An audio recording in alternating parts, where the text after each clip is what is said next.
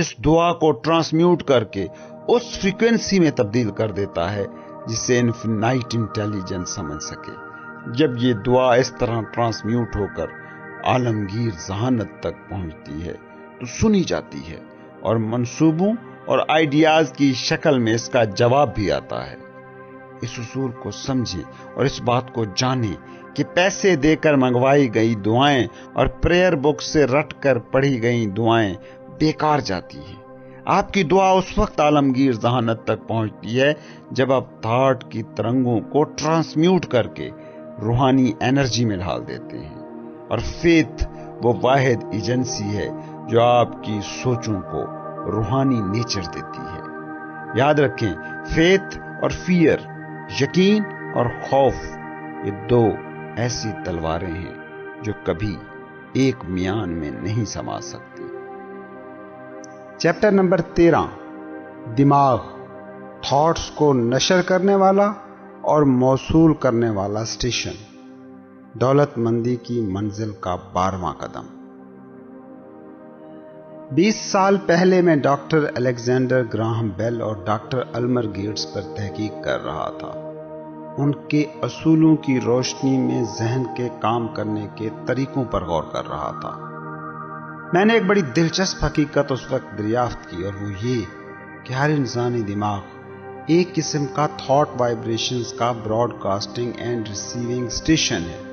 جس طرح radio Broad casting کا اصول کام کرتا ہے، بالکل اسی طرح ایتھر، زمین کا وہ کرہ جسے ہم خلا کہتے ہیں، وہ بھی وہ میڈیم ہے جس سے ہم ان تھاٹ وائبریشنز کو پک کر سکتے ہیں جو دوسرے دماغوں سے ریلیز ہو کر ایتھر میں داخل ہوتی ہے۔ مجھے امید ہے آپ سے کہ کریٹو امیجینیشن کے حوالے سے جو چیپٹر گزر چکا ہے وہ آپ کو یاد ہوگا۔ آپ میں موجود جو کریٹو امیجینیشن ہے، جو قوت تخیل ہے، وہ دماغ کا ریسیونگ سیٹ ہے جہاں تھاٹس موصول ہوتے ہیں۔ جیسے ریڈیو آپ کا وہ ریسیونگ سیٹ ہوتا ہے جو براڈ کاسٹنگ سے بھیجی گئی فریکوینسی کو میچ کر کے آواز کی لہروں کو پکڑتا ہے۔ یہاں جو تھاٹس موصول ہوتے ہیں وہ تھاٹس ہوتے ہیں جو دوسرے دماغوں سے براڈ کاسٹ یعنی نشر کیے جاتے ہیں۔ یہ آپ کے شعور اور دماغ کے محرکات کے درمیان کمیونیکیٹ کرنے والی ایجنسی ہے۔ جب انسانی دماغ محرکات کے زیر اثر ہوتا ہے تو وہ ہائی وائبریشن کی حالت میں ہوتا ہے۔ اس ہائی وائبریشن حالت میں دماغ کی کریٹو فیکلٹی ایتھر میں موجود ہائی وائبریشنز کے حامل تھاٹس کو کیچ کرتی ہے۔ بالکل ویسے ہی کہ اگر آپ ریڈیو کی ہائی فریکوینسی کو ٹیون ان کریں تو وہ ریڈیو چینل بھی پکڑ سکتے ہیں جو لو فریکوینسی کے حامل ریڈیو سیٹ نہیں پکڑ سکتے تھے۔ کبھی آپ نے غور کیا کہ آپ بہت پرجوش ہوں، بہت خوش ہوں، بہت پرسکون ہوں تو آپ کا دماغ زیادہ کریٹو تھاٹس سوچتا ہے۔ یہ وہی حالت ہے کہ جس میں دماغ کچھ محرکات کی وجہ سے زیادہ ہائی وائبریشن کی حالت میں ہوتا ہے۔ دماغ کی ہائی یا لو وائبریشنز کا انحصار آپ کی جذباتی حالت پر ہوتا ہے۔ یاد رکھیں، تھاٹس انرجی ہیں جو انتہائی بلند وائبریشنز کے حامل ہوتے ہیں۔ وہ تھاٹس جنہیں ایموشنز یعنی جذبات کا محرک مل جاتا ہے، وہ عام خیالات، عام تھاٹس سے زیادہ ہائی وائبریٹڈ تھاٹس ہوتے ہیں، اور یہی وہ تھاٹس ہوتے ہیں جو انسانی دماغ کی براڈ کاسٹنگ مشینری سے ایک دماغ سے دوسرے دماغ کو منتقل ہوتے رہتے ہیں۔ ہم پہلے بھی بات کر رہے ہیں کہ جنسی جذبہ انسانی جذبات میں سب سے زیادہ طاقتور جذبہ ہے جو انسانی ذہن میں انتہائی بلند وائبریشنز تخلیق کرتا ہے۔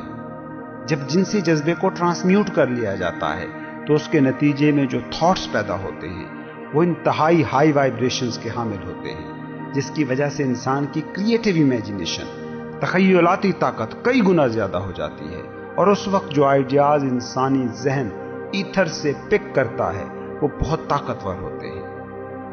جب یہ نئے آئیڈیاز اور طاقتور تھاٹس ذہن میں، شعوری دماغ میں پیدا ہوتے ہیں تو چونکہ یہ جذبات زدہ اور احساس زدہ ہوتے ہیں، اس لیے فوراً ہی یہ انسان کے سب کانشیس مائنڈ میں چلے جاتے ہیں۔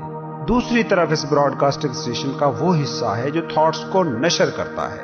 آپ کا سب کانشیس مائنڈ سینڈنگ مشین ہے جس سے خیال کی ترنگیں نشر ہوتی ہیں، جبکہ قوت تخیل یعنی کریٹو امیجینیشن ریسیونگ سیٹ ہے جس سے خیال کی ترنگیں آپ کا ذہن موصول کرتا ہے۔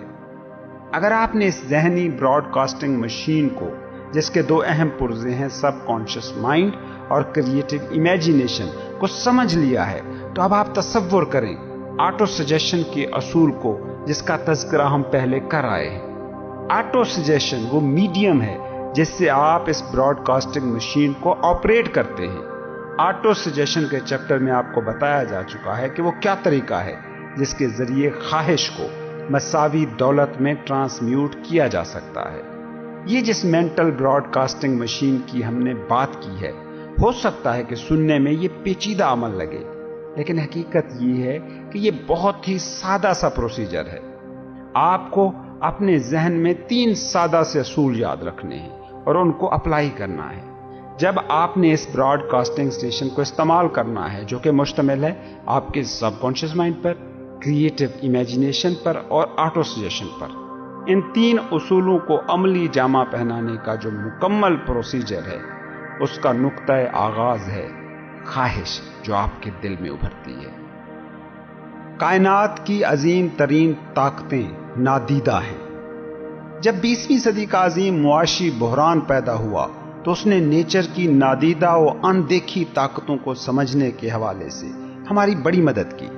ایک طویل عرصے تک انسان نے اپنا انحصار صرف حواس پر رکھا تھا۔ اس کا سارا علم صرف مادی اشیاء پر مشتمل تھا۔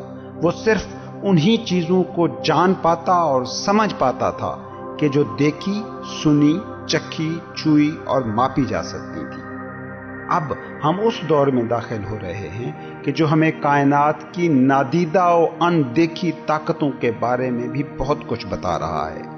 مجھے یقین ہے کہ جلد ہی ہم اپنے اس ادر سیلف کو دیکھنے کے قابل ہو جائیں گے، جو ہمارے اس مادی وجود، فزیکل ایگزسٹنس سے کہیں زیادہ طاقتور ہے کہ جسے ہم آئینے میں دیکھتے ہیں۔ لوگ اکثر ان چیزوں کو کم اہم سمجھتے ہیں جو غیر مادی اور نادیدہ ہیں، مطلب وہ چیزیں کہ جو 5 حواس کی زد میں نہیں آتی۔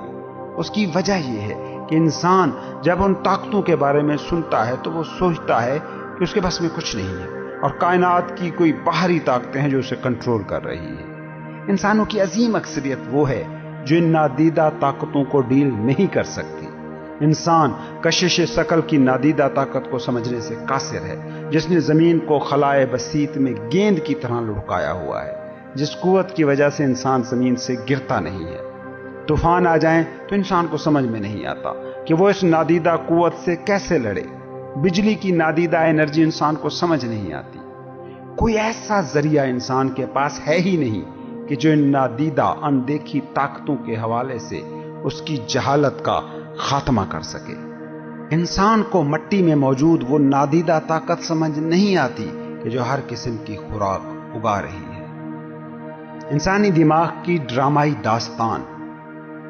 سچ یہ ہے کہ انسان چاہے اپنی تہذیب، اپنی تمدن کی جو بھی ڈینگے مارتا رہے، اپنی تعلیم پر جو بھی شیخی بگاڑتا رہے، حقیقت مگر یہی ہے کہ وہ تھاٹس، خیال کی نادیدہ طاقت کے بارے میں بہت کم جانتا ہے۔ فزیکل برین کے بارے میں وہ کچھ تھوڑا بہت جانتا ہے، لیکن اس وسیع نیٹ ورک کے بارے میں بہت کم جانتا ہے جہاں خیال کی طاقت مساوی مادی ترقی میں ڈھلتی ہے۔ مگر اب وہ دور شروع ہو چکا ہے کہ جس میں اس طاقت کو زیادہ جانا جائے گا۔ سائنسدانوں کی پہلے ہی توجہ اس طرف جا چکی ہے کہ جسے ہم دماغ کے نام سے جانتے ہیں اس میں کتنے ہی بے تحاشا امکانات چھپے ہیں، اور اگرچہ سائنس بھی اس میدان میں ابھی طفل مکتب ہے، تاہم ان کے پاس اتنا علم ہے کہ وہ انسانی دماغ کے مرکزی سوئچ بورڈ کے بارے میں جاننے کا دعویٰ کر سکے۔ شکاگو یونیورسٹی کے پروفیسر جڈسن ہیرک نے دماغ کی اس وسعت کے بارے میں اپنی رائے کچھ ان الفاظ میں دی ہے کہ انسانی دماغ کی وسعت کے مقابلے میں اس پوری کائنات کی وسعت بھی کوئی معنی نہیں رکھتی۔ ایک اندازے کے مطابق ایک انسانی دماغ کے سیریبرل کارٹیکس میں 10 ارب سے 14 ارب کے درمیان نرو سیلز، عصبی خلیے ہوتے ہیں، اور یہ سارے عصبی خلیے خاص ترتیب سے پائے جاتے ہیں۔ اس بات کو سمجھنا چاہیے کہ ان اربوں عصبی خلیوں پر مشتمل اس پیچیدہ مشینری کا مقصد صرف فزیکل باڈی کو برقرار رکھنا نہیں ہو سکتا۔ یہ پیچیدہ مشینری اس قابل ہے کہ یہ نیچر کی نادیدہ قوتوں کے ساتھ کمیونیکیٹ کر سکے۔ چیپٹر نمبر 14، چھٹی حص، حکمت کے مندر کا در، دولت مندی کی منزل کا 13واں سٹیپ۔